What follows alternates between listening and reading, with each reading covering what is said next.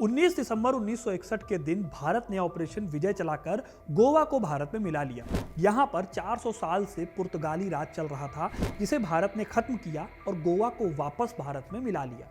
ये वो दौर था जब दूसरा वर्ल्ड वॉर खत्म हो चुका था और दुनिया ये मानकर बैठी थी कि दूसरे देशों पर कब्जा करने की साम्राज्यवादी प्रवृत्ति ठीक नहीं है। लेकिन इसके बावजूद दुनिया के किसी भी बड़े देश ने भारत के इस कदम का कोई विरोध नहीं किया और ना ही कुछ बोला। तो आखिर ऐसी क्या बात थी कि दुनिया की बड़ी ताकतें जैसे अमेरिका, ब्रिटेन, रूस जैसे देशों ने इस मामले पर चुप्पी साध ली?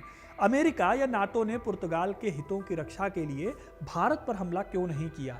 आज हम जानेंगे कि भारत के गोवा पर कब्जे को लेकर दुनिया क्या सोचती थी और किसी ने भी भारत को रोकने की कोशिश क्यों नहीं की। वैसे तो 1947 में भारत ने आज़ादी पाई थी, लेकिन यह आज़ादी अंग्रेज़ों से मिली थी। देश का कुछ हिस्सा अभी भी था जो यूरोपियन देशों के पास था। जैसे कि 1950 के दशक में फ्रांस ने अपने हिस्से की ज़मीन को भारत को सौंप दिया। इसमें पौंडीचेरी, कराईकाल, माहे और यनम जैसी जगहें शामिल थी। इसी तरह से गोवा था पुर्तगालियों के कब्जे में।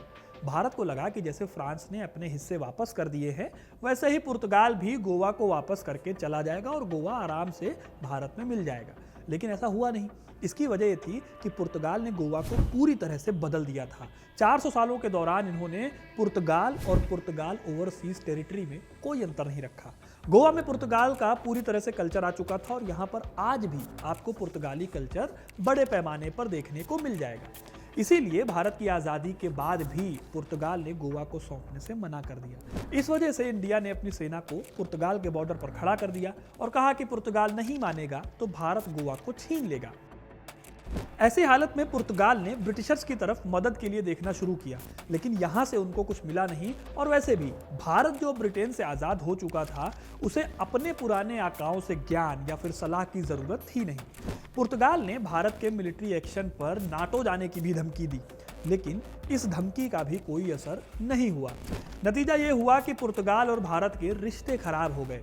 इधर गोवा के अंदर भी राम मनोहर लोहिया जैसे नेताओं की वजह से भारत के पक्ष में खूब विद्रोह हुए, जिसका असर ये हुआ कि भारत सरकार ने 1960 तक राजनयिक मार्ग जारी रखा। लेकिन दिसंबर 1961 में भारत ने अपनी सेना को गोवा पर चढ़ाई करने के लिए भेज दिया।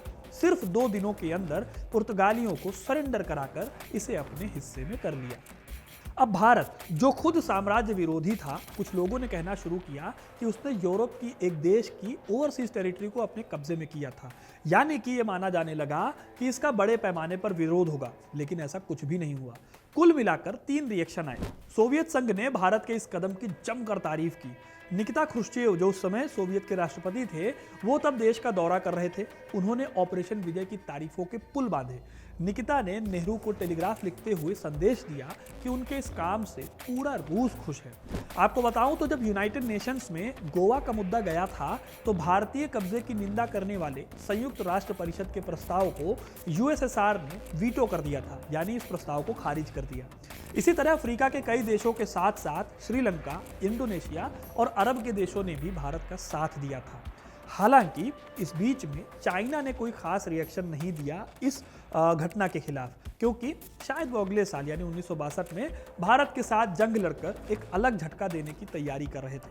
वहीं दूसरी तरफ पुर्तगालियों को उम्मीद थी कि भारत के इस कदम पर नेटो उनका साथ देगा, क्योंकि पुर्तगाल नेटो का हिस्सा हुआ करता था। नेटो देशों ने भारत से पीछे हटने को तो कहा, लेकिन इसके अलावा नेटो ने भी पुर्तगाल का कुछ खास साथ नहीं दिया। वैसे नाटो के कुछ देशों ने भारत के इस काम की निंदा जरूर की। वहीं दूसरी तरफ ब्रिटेन ने भारत की निंदा तो की, लेकिन पुर्तगाल पर भी आरोप लगा दिया कि अगर वक्त रहते पुर्तगाल भारत को उसका हिस्सा वापस कर देता तो शायद ऐसा होता ही नहीं। हालांकि भारत द्वारा की गई हिंसा का विरोध भी ब्रिटेन ने किया था। इस तरह का विरोध करने वाले देशों में पाकिस्तान भी शामिल था। लेकिन इन सब के बावजूद पूरी दुनिया में किसी ने भी भारत के खिलाफ हथियार नहीं उठाए। दूर से साम्राज्यवादी दिखने वाली इस घटना पर अमेरिका भी जंग में नहीं कूदा। ऐसा इसलिए क्योंकि गोवा की बड़ी आबादी पहले से ही भारत में शामिल होना चाहती थी। वैसे अमेरिका ने भारत को मिलने वाली वित्तीय सहायता में 25% की कटौती जरूर कर दी थी, इस तरह से पुर्तगाल और कुछ यूरोपियन देशों को छोड़कर दुनिया के लगभग सभी देशों ने इस बात को मान भी लिया। जिसने भी निंदा की उसने गोवा को मिलाने के तरीके की निंदा की। इसके बाद भारत ने गोवा में पहली सरकार बनाई। इसकी वजह से कुछ सालों तक भारत और पुर्तगाल दोनों के बीच में रिश्ते भी खराब हुए।